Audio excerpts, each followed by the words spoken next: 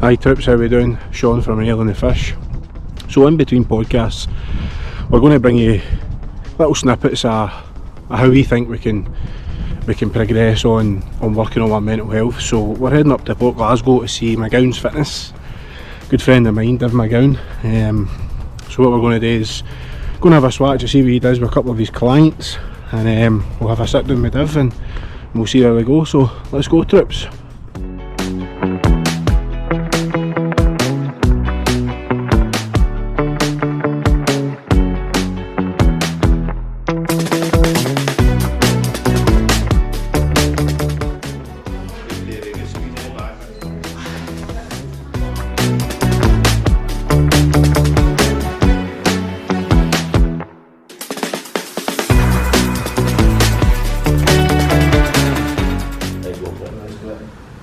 How are we doing, guys? Sean and Jordan from Nail and the Fish. We're here with McGowan Fitness. David McGowan, a very good friend of mine. Cheers, Sean.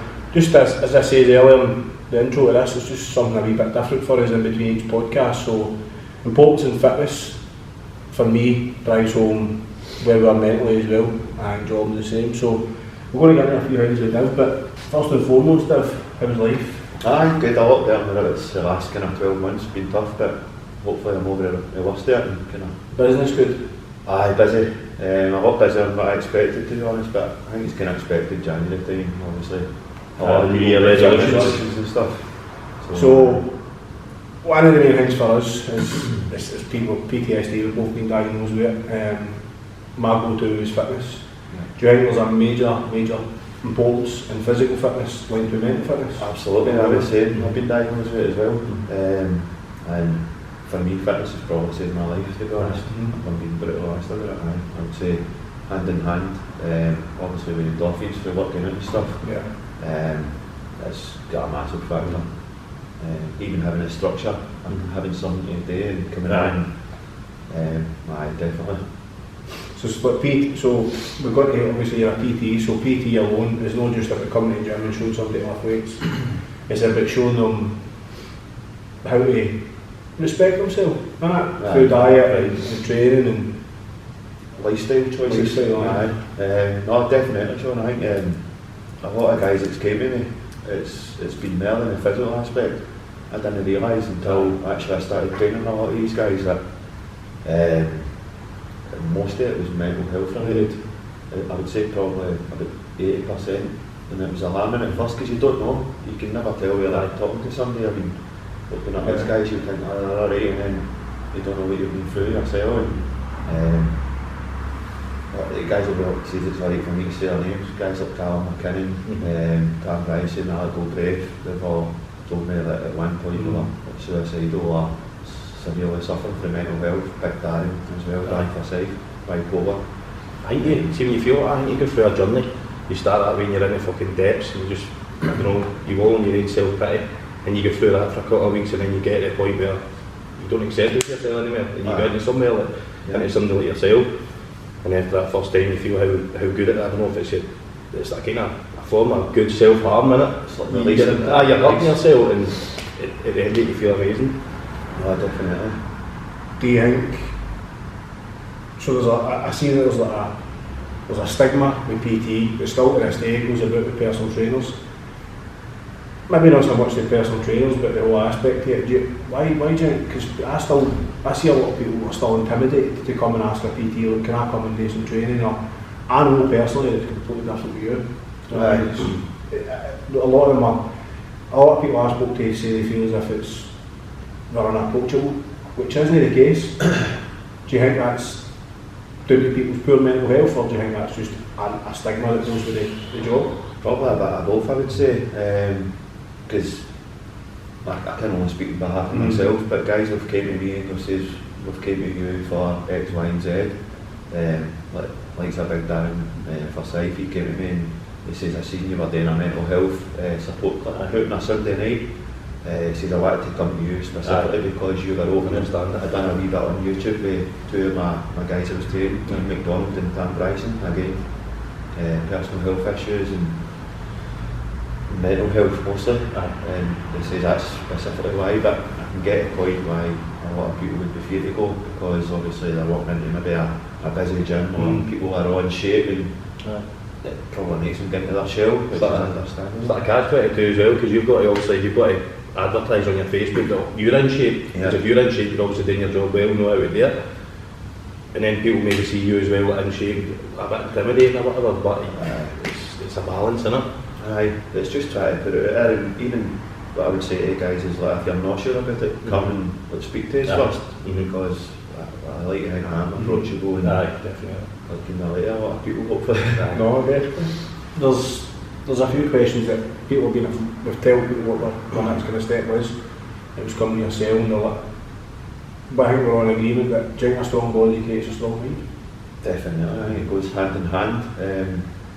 Don't get us wrong, you could have a strong body and still be mentally weak enough. I mean, I train every single day, and I always have done, but circumstances and situations can lead to, you could be the strongest physical person in the world, but mentally you could be breaking inside. And I've been there. What would you say to somebody that is hiding it, but they're still trying to charge on, they're going to work, they're getting on with their day-to-day business, but really they're struggling and they're not active because they feel as if they can't get active? Just try and speak to somebody, even if it might not be a family member. I mean, I've been out where it's your family and you love them, but you just don't feel comfortable speaking to them because it's your family and you maybe feel as though they look at you as I don't know, you don't want them to think you've been down and weak and stuff like that, but you need to, if you've got somebody you think you can approach, go and speak to them because it could potentially save your life, you know what I mean? And there's support networks out there, like Crown House who I worked with, you've got Man on Inverclyde, like even myself, like I'm thinking about starting my class up again every Sunday, and just there's always somebody there to speak to. You don't ever feel as though you're alone. Just always go and approach somebody. See, I think the gym, the setup with the PT and all, not just PTs, but going to the gym, finding somebody to go with. I mean, I think it's a cracking way to the league. Because I feel as if when you're training and you're busting yourself, you're more open to speaking. Aye, definitely. I've been there. As I said before, I think it's a form of self-harm, man. Like, it's obviously it's beneficial what you're doing, but when you're in that frame of mind, I know when I was feeling like that, I'd love to hurt myself. Yeah. And I'd push myself further and further because, I don't know, I felt good, man. Like when you're training with something like Sean says, you can build up a rapport with them, and then you can maybe start opening up and then tell them things that you maybe wouldn't tell people close to you. I found that in myself, even like, I spoke to you that day, I seen you, like, I hadn't seen you in how long, just a film on, like, how you did David, and I just let it out, you know, I was like, it's not so good. It's like a release as well, man, But I think fitness, I'm bad for diet, there's no hiding it, I like my food, but I felt my best when I've been eating right. Well, not so much training is a massive part of it, but eating right for me was a killer. When I was eating right, I felt magic. Now, I think when you get over that step or you're above that cloud and you read your hand by school and you get back to eat the shit again, so the last couple of days I felt humming. That's what you eat, that's what they say. Donuts over there, You're allowed to be treated around. But fitness doesn't need to be in a gym lifting 300 kilograms. Simple as a walk, can't it? Walk, fresh air, nature, clearing your head. I think everybody's bad for seeing you're feeling like shit as well. You hide yourself away in your room, you don't want to do anything, you're lying in your bed for days on end. Sure. Your body and your mind becomes fucking sore, man. So, see, another saving grace for me, it's probably going to laugh, but I made his cake that day. Aye. See, like we were saying, it doesn't need to be fitness, just having something to focus on. I started baking cakes when I was feeling really down. Even take my wee dog's been my saving grace.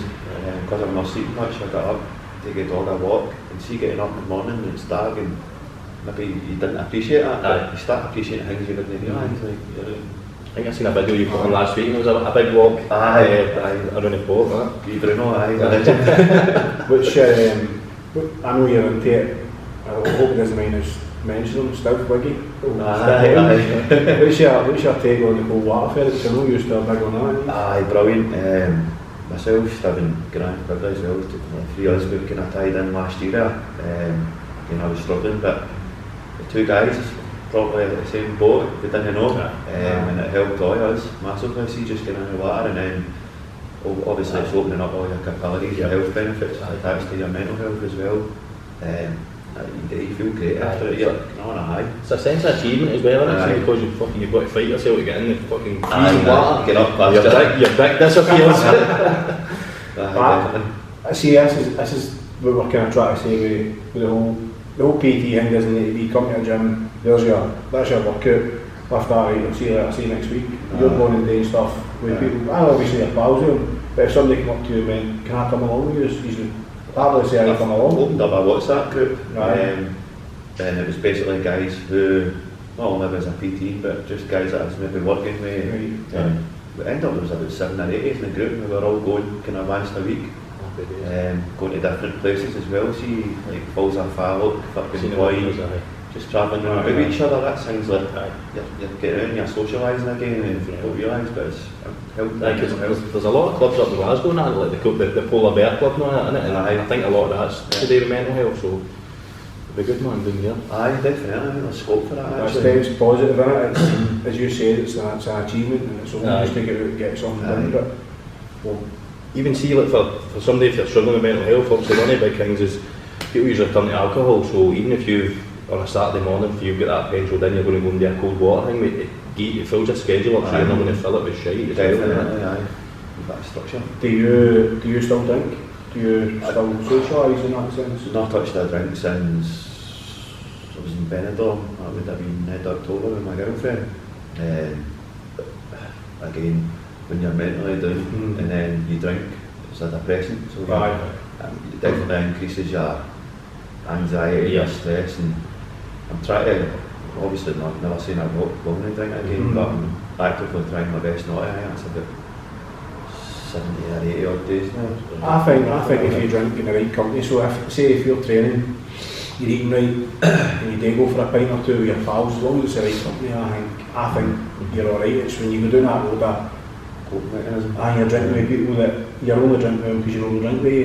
It's a slippery road, and they're the same people that don't train or don't eat right. I'm not saying everybody's got to change their diet to improve their mental health or come to a PT, but all I'm trying to say here is fitness will help you, whether it's coming to a PT or it's putting your trainer on going to walk with a dog. You know what I mean? It's something along them lines. So you'll be drinking, I think drinking's alright at the night, but it's the next day where it counts. So if you're going to lie about and feel sorry for yourself, that's when the anxiety and fucking everything else starts coming out. Starts rolling on one day to another as well, and it's just a vicious cycle. And we're all getting older, man, the hangover glass are fucking about a month ago. I'm 25 now, 26 or something now. I'm adding it was a whole new vortex. I'm telling you, Kevin says that every time he gives me, I'm a year older than what I'm up. I'm 34. But you're just Jim Royal. Love 40 August, that's why you thought we've got to that's but we'll talk, we'll talk about Can't take a roast. Can you just call me Jim Royal because I've got a beard and I'm fat? How not? Because I can't. We'll talk about that obviously, you know. Fitness is affected. You think you need stuff on, you know? Sorry, mate. Right, so everybody just sees a PT, a personal trainer. Nobody knows what Steve went through. They just see a guy who's coming to the gym, powering weights, but you've had your own problems, haven't you? Aye. And it's been deep on it? Aye, definitely, probably lucky still to be sitting here, to be very honest. Have you been suicidal? Aye, definitely. Twice, I would say. I was once that actually, through I don't know what happened, but I never was able to do it, but I did try it. What happened, I'm not even thinking about speaking about it now, but obviously my marriage broke up, lost my job, I was sleeping homeless for about 4 months, not out the side, but my mates were putting up and stuff. Just freaking went up in my house I was staying in at the time with my ex-wife, rolled out the garden hose, tried to measure it out, like, how can I do this here? Cut a hose to fit the exhaust going into the window in my car, pulled up doing it, just basically doing it at Coronation Park, sitting there waiting till everybody's went away. and then pretty goes into exhaust, and then went to put the window in, the window broke. It's a stroke of luck, man, See now, my car's still not working.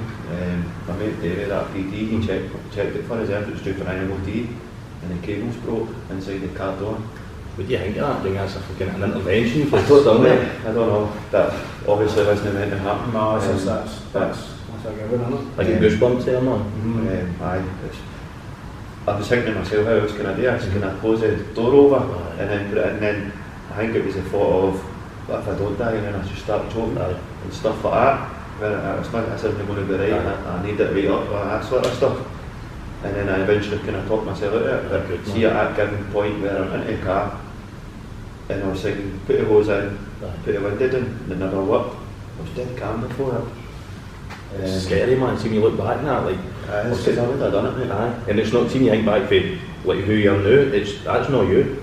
No. Like, see before it's, you're just in a total different mindset, aren't you? Aye, it's all anxiety and stress leading up to that point, you're in the depths, and then it's weird to say it, but at that point, I'm just dead calm, and I thought, I'm looking across the Clyde, looking across the Dumbarton, and I'm thinking, I'm going for this. Your plan was set. I think that's because obviously with everything you're battling in life, man, and that's due just your point, like giving up and no fight left in me anymore. I just gave up with everything. I just thought there's no light at the end of the tunnel, it's just constant one thing after another. Like that stuff I was telling you about social media and slating me about freaking, I was meant to be running about on my wife at the time and all this kind on, and people were berating me on social media and stuff. I will give you that. So when you get these Facebook groups, I mean, I'm not a fan of them. I think it's pretty cowardly that somebody can sit there, make a Facebook page or whatever social media page, no put their name or face on it, and they'll sit there and they'll run people into egging. And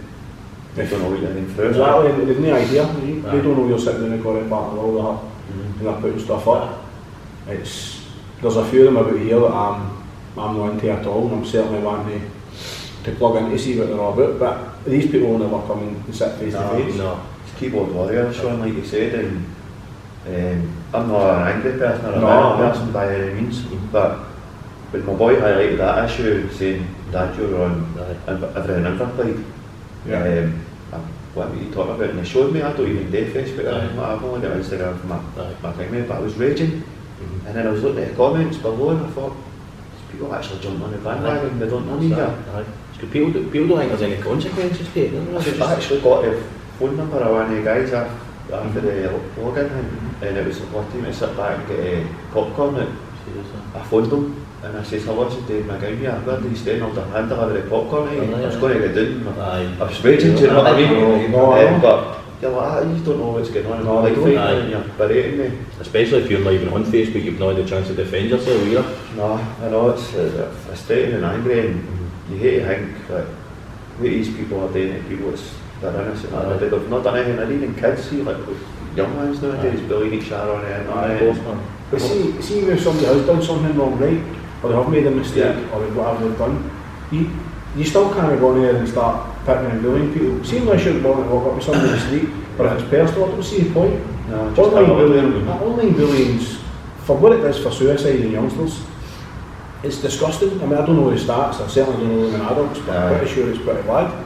I just don't care, I don't understand it. My eyes were open to, like, well, somebody that's wee fundraising thing for wee man just now, and different people would put on, like, fucking, keep your head up, you're a beautiful boy, like, that smile is fucking change your world and all that kind of stuff. And there's people on the Daily Mail website, you can go on and downvote comments. So obviously, like on YouTube, you can like it or dislike it. And when people are saying he's beautiful, there was three people that were going on downliking the comment, do you know what I mean? Like, and that's a sick way. So why have you got a comment about that if it's not positive, you know what I mean? And it's probably the same with yourself, you're sitting there trying to get on, you're trying to charge on through dark times, and somebody's sitting there taking absolute pleasure out of that. What was the time frame, see, for you losing your job, obviously marriage breaking up and becoming homeless? What was the time frame? So I was basically suspended from my work at the time on February. Broke up from my marriage in April, so that was 4 months. Homeless by April as well, so I pretty much homeless. Marriage broke down. Where did the Facebook come into it as well? That would have been about June, July, June. so about 5 months. Fucking hell. Was Jenny away at most at that point? Or en route to being... I was suicidal, and somebody's on there having a laugh at my expense, saying, I mean, my girlfriend I knew, saying that I was running about with her and all that. I was away from my wife for 2 months before I started seeing my girlfriend. And they're on there saying that I'm looking up to all sorts, and it actually mentioned specifically where I worked, saying David McGowan person, who works in Kickback, he's nothing but a cocky, whatever it was, it just pumps funny boilers and all that stuff. Obviously, not saying your name, but do you know the person that's posted it? It was a fake account, so he created a double barrel name, and that's my first time that's happened to us. There was also a double barrel name. I contacted my wife at the time on Facebook saying that I was running about having an affair with her, so that was 2 separate double barrel names on social media. One tried to say I was up to my good and another one contacted my wife at the time saying I was having an affair. See, in some sort of way, it shows that you're obviously doing something right, but you've got jealous people who try to fucking tear it down at the same time, like, but... Was there ever anything physical? Well, not so much to you, but was there ever anything... Did they never, for instance, they never come to the gym or say they're here looking for you or anything like that? No, all online? I mean, I did say to my son, stick it on and tell him I'm up at the gym. That's where I work. If they know where I work, if they've got an issue with it, come and speak to me and we can sort it out that way, but don't be brandishing my name behind a double barrel name that means nothing to anybody. Cowards, man, isn't it? I think so, mate, aye. How did you get on with it? Do you think having your job, having fitness, having that passion, because it's not just, you don't just PT, you obviously lift weights and you're a power lifter now, and you go from competitions and that. Competition tomorrow. So you are doing that? So hopefully by the time this goes out, you've smashed the competition, but do you think if it wasn't for, no, I don't mean fitness, but do you think if it wasn't for being such active and involved in, because this is a community, PT, do you think it'd be a different story? Definitely, I think my saving grace was, see coming in and talking to guys, and I always say, they always go like, you don't know what you've done for me, and I don't think I've done anything special for any of the guys, but they've said such nice things to me that made me go, geez, what? Do you know, I didn't realise that I was helping them, and then I ended up saying to them, geez, no, you have actually saved my life, because at that point I was ready to kill myself. I was doing, and my escape, my sanctuary was coming in here. Your mind's off it because you're training, talking away people, building up relationships, and now I consider majority of my clients all good mates. Did you, like, even used to come in here when you were kind of your lowest, did you used to dread finishing your working day here and going back out into reality? Aye, because you're going straight back to that point again. As soon as you leave, you're like, right, what am I leaving to? You're going back to your blow up bed on your living room there. That's rough, It's a good comeback story, but isn't it? Like, fucking sometimes you need that, man, to get you fucking gear that. I think that's a true test of people. It's not when things are going good, it's when the chips are down and everyone's against you, and then that's when the measure of you as a person. You find the people as well that really are in your circle, see when you're rock bottom, well that's just my personal, I think when you're rock bottom you find the people that actually care. See if it's just a drop of a text message or even just now and again, but you don't really speak to these people bang, but in there that actually care about you, then you've got people who are about you every single day, and when you're rock bottom you don't see them. You're not in hell right now, beating it. It's brutal, isn't it?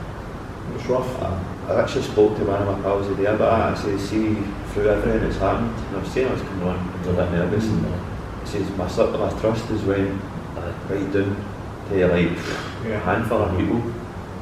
People that you think are your good pals, are like lifelong mates and that, nothing half of them.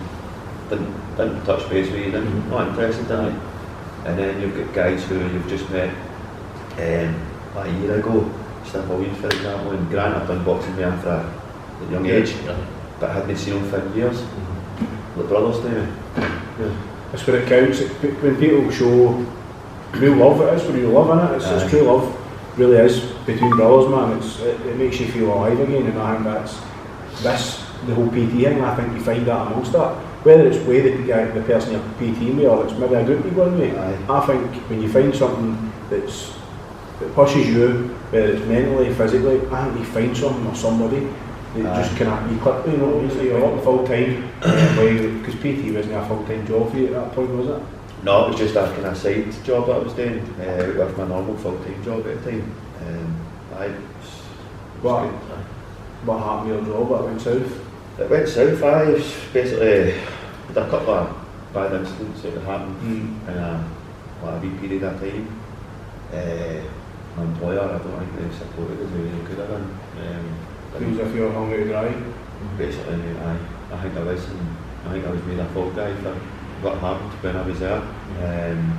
And instead of supporting me when I was down, I was just kind of left there, and without naming the place, but I says to them, what kind of support he's giving me? And I phoned up the number that they gave us. There was a number on the back of my suspension letter. Right. I phoned up and told them what was happening. Basically told them that I was suicidal, and their reply and their help is, we'll refer you back to the GP. That makes sense, doesn't it? Thanks for the help. There's people who I was dealing with getting health referrals, support groups, and I've worked there for 12 years, and my help was a contact number and get referred back to my GP. I can remember how committed in that you were as well, because what was it you had? Was it a slip disc or something like that you had? Aye, it was, I had to get a discectomy, so Aye. a bit of my spine, I got 2 discs in my spine and 2 false discs put in. Jeez, but you know, like, I can remember that you kind of like hurrying to get back to work as well, weren't you? I returned back, I was supposed to be out for 6 months, and I returned back to work after 3. And that's the thanks you get for it, you know? Aye, that was just one of the things. Aye. Obviously, your normal role was doing a certain job, but Aye. it was like 4 or 5 different roles I was doing. I was like, trying to help Aye. the job that I was in. So when your job went south, you've got us on the side. Did you find it hard to stay committed to fitness, or did that just come naturally? Because No, it's a passion? it's a hobby, and it's something that it's always been part of my life. And I've been boxing from a young age, and like anyway, football, and fitness is always will be part of my life.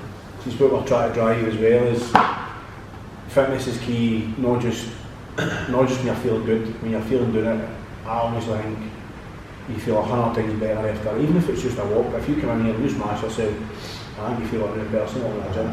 And even if it's only 40 minutes to let everything go, I still think it helps you in the long run. It's like a wee achievement as well. If you set yourself wee goals and you're hitting your goals and you feel better about yourself, and it's like progress as well. Maybe you don't feel good with yourself, and then say for instance, when he dies on training, big 11 Connie, he's 30 odd stone.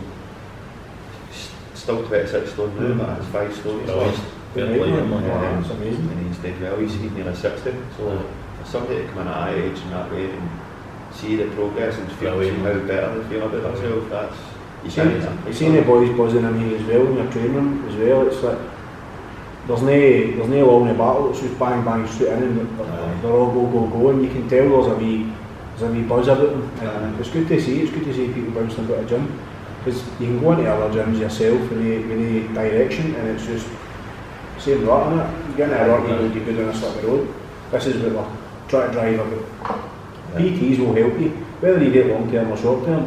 They give you a bit of direction. This is maybe my personal opinion, but I think direction, maybe it's a military thing, having routine direction, it helps just even starting the day. And I think there's too many people that are starting being unfit, whether it's because they don't have any drive to get fit or be healthy. I think you're immediately losing a battle if you don't take that first step. I think as well, see, like, obviously where we stay, it's probably the most deprived area in Scotland. If you look at the death rates, I mean, life expectancy here is the lowest anywhere in Scotland. The lowest price for a house in Robert Street. So where we stay, and you go, right, what can we do as an area and make us, what can we do to help it? I mean, you've got the council charging. We were the dearest place in Scotland for football patch on it. So you're going deprived for like work, money, health, and we're charging people over the odds to get us. Albeit I've got to admit I live in charging, but I try and make it as affordable as I can for people. All the stuff you do is second to none, mate. It's try and drive this home with a lot of people. If you're really struggling and you want some help with PT, you need to find the right person, and I think that speaks to testament to the work you're doing. I might not be for everybody, you know that. I think you're very hard on yourself, mate, at the end of the day. There's a lot of PTs about here that claim to be the best game, mate, and I'm telling you they're not. Thanks. You know what I mean? So no, I think you're very hard on yourself, but you grew up in Ormsey. I grew up with Tarby Court. You was a Kilmacombe, you're saying? You men, sit up and tumble. But growing up, it was different. You had the OC down the bottom. Everybody was always just playing football. Everybody, it didn't matter the age you were, everybody ran about and all that. And I think that's got a massive part to play in how you're saying this place is so deprived. See, growing up, I loved it. I loved it. Loved it. I love the people here. Majority of people, sorry, love the place. I just think there's not enough being done to help people going about. And I think everybody, these guys are doing brilliant. He's bringing this kind of stuff with awareness, and that's after there's nowhere really that does this, and what he's doing is brilliant. I think. So I think people just think because it's a me, John and Stevie, we always suffer from PTSD and that sort of matters, but it genuinely isn't. There's people, we know there's people out there that just can't even get out the front door, with anxiety, depression, and just a message that we could maybe even just get is, honestly, come and try a PT session. I guarantee you feel like a new person. I mean, even if anybody was struggling, I'm not interested in money. See if they want to just come and talk to me, I'll get them a PT session. I just want them to come. See how good they feel after. And try and see if it's fun. Because confidence is a killer, isn't it? I mean, that doesn't have a way to put it. If you're not a confident person, and if you're feeling depressed or you've got severe anxiety and you've no confidence, there's no way you're going to go through a door. It's getting that message there that look, here, stop in and just have a look. This is the thing. I mean, when I left the army, I thought I was flying. I didn't care. I was due to get married, just had a baby. I was married, went on honeymoon, came home. Thought it was brilliant, then I stopped going to the gym. I wasn't interested, and I was like, Mick, this when Mick and was like that, mate, come and play footballs and we foil, and I couldn't find it anywhere.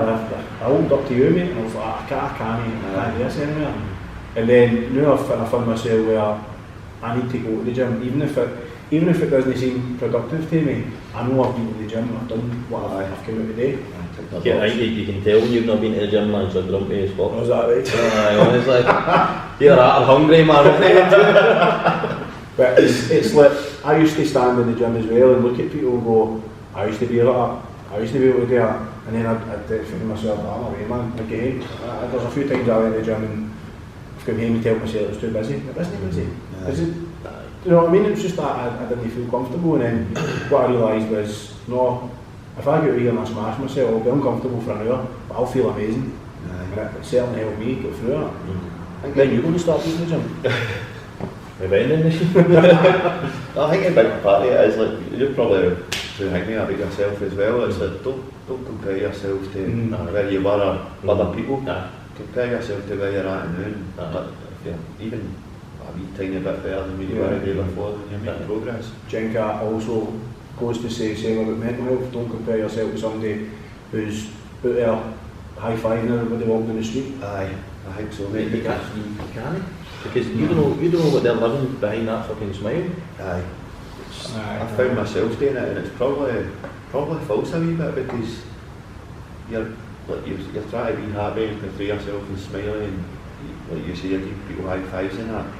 As soon as you get home, your head's doing it. You can't get out of your bed, you can't leave your front door. And see, I kind of found me, I noticed I'm not using for this, but recently, eye contact. I struggle to make eye contact with folks sometimes. Now I'm alright now, because I'm on tablets after the doctor and stuff, but I know it's mental, but that's maybe a confidence thing, because you're so low mentally. I just couldn't look at people, Sean. I couldn't look at people in the eye, and I was struggling with coming in even to PT, and I built up good relationships with you guys, but when they were asking stuff, I'm looking at the ground, I'm going, there we go, I got this. Even one of the days I went up to IKEA, walking in the shop, and I felt as though everybody was looking at me, and I thought, I need to get out of here, I need to get back to the road. It was horrible. It's that fight or flight, man, isn't it? It's not nice, man. Do you sleep? Do you sleep well? No, lucky if I get about 2 or 3 nights it was a nightmare, to be honest with you. Waking up with nightmares and stuff like that, and So have you been diagnosed with it? PTSD, and the doctor was saying there as well, probably a bit of sleep deprivation psychosis. So like you're seeing things. Just recently I started talking to my girlfriend. She's been brilliant with us, like Christina, she's supporting us right through everything. But standing in her kitchen for a day, I turned round and there's somebody standing there, a bit of white shells, like, and I went like that, and I flinched, and she's, what are you doing? I went, nothing, I just thought I'd seen something there. I didn't want to say to her, because you're here off your head, I know, I'm afraid, but that's what I said. I've seen something down there. I know they're not there, but it's just tired. It must be like tiredness or whatever playing trick in your minds. But how did you feel when you got told, or when you were diagnosed with PTSD? I just, you think, I can't be me because, like obviously you guys have been in the armed forces and been in conflict and you've seen horrendous things, no doubt. For me, I've seen a couple of bad suicides and stuff like that and had to deal with and tried to save people and stuff.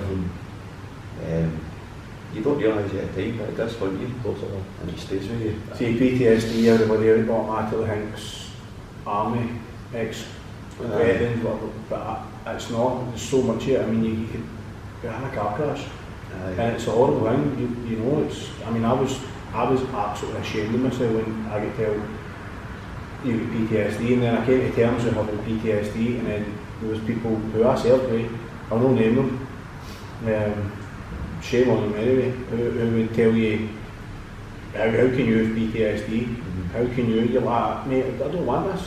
You're going to answer it. There's times where I'm genuinely serious, like you would come home, I would come home from work, and if I never had airing in the veins in the house, fucking was where I was at it. I was like, what am I doing? Sometimes I can't remember my journey home from work, but people think I want that, I'm doing a begging for it. Well, I found myself doing lately as well, driving, and you've not good music on. You're just driving, and like you see, you can't remember the journey. See the big sleep thing that I used to hate as well, obviously I struggle to get to sleep, but for the first 10 seconds when you wake up, man, you're fucking straight back in here. Are you... Alright. Are you comfortable or came to terms with you being diagnosed with that? It's just one of the things I'm hoping through time my sleep not settles down, because I'm still just tired, man. I feel tired all the time. Did you feel there's progression now as you got a diagnosis? Did you feel right, this is where I'm going now, this is my road, I must get to the finish line? Or do you still feel lost in space with it? Sometimes I'm just lost, man. I just feel as though, how's this not getting any better? Do you know what I mean? See, this is a big thing. The whole thing about raising awareness for PTSD isn't raising money, it's not doing charity events, it's just getting it out there. But people are suffering, man. It's like, I'm not just saying PTSD, I get there's people suffering in general, but for me, I know because I've been diagnosed with PTSD, there's times where I'm just sitting in the house and I'm like, what am I doing? Where am I? And it's crazy, like you're waking up at night and I woke up in my bed and I've been like that. Well, just think your brain's your worst enemy as well, man. You could be everything going in your favour and for no reason your brain's like, you're a fucking piece of shit, man. And, I don't know, just kind of domino effect for it. You go to a dark place, and then it's hard to get yourself out of it. For no reason. Just I was just saying, could be going swimming like freaking, and then get your heats in the worst place. It's may right or reason for that. I've kind of felt it. Fucking, it's not even one day. That's a full. You could write a full week off. You're just feeling that, and then one day you wake up and you're alright. But until the next time. So again, fitness going well, business good. Going well, mate. Got a good client base now. It's all males. I'm taking that. I'm not saying I'll never take females, but the majority of the guys that come in there are all males. It's doing a lot of one-to-ones. A kids class on a Friday afternoon, adult class Saturday morning, taking boys football teams on a Wednesday throughout the week as well now. So, and does this include diet plans and? Basically, guys, when they sign up for a block, I'll do specialised specific plans for them, and then depending on what their goals are, if it's nutrition, putting weight on or lossing weight, I'll make them on home, and at gym workouts they do all the time as well as their PT. So it's really good. going a lot better than what I could imagine, to be honest. If anybody's watching us and they're thinking about coming to use for some PT, but they're apprehensive about it, what would you say to them? There's nothing to be worried about. Just come and give it a go. I might not be the answer or the PT you're looking for, but at least come and speak to us, and especially if you're struggling with like mental health and stuff. I'd like to think there's a lot I could help out with and relate to in terms of even the training as well. I'm not saying I'm the best at it, but I do know my stuff about it. And obviously there's guys there that said I'll take a block of 10 and that'll do me, and then I'll get to know how to do the workouts. I've got guys there now it's into 100 and 106 sessions. Big Phil, he's really all the time in there. I see him, man, he's looking brilliant. Uncle Phil, aye. He's looking fantastic. And same with Tam as well, we got the fit board. Tam was a right dodgy wee mess. Now he's looking fantastic as well. Some of the guys have really done great.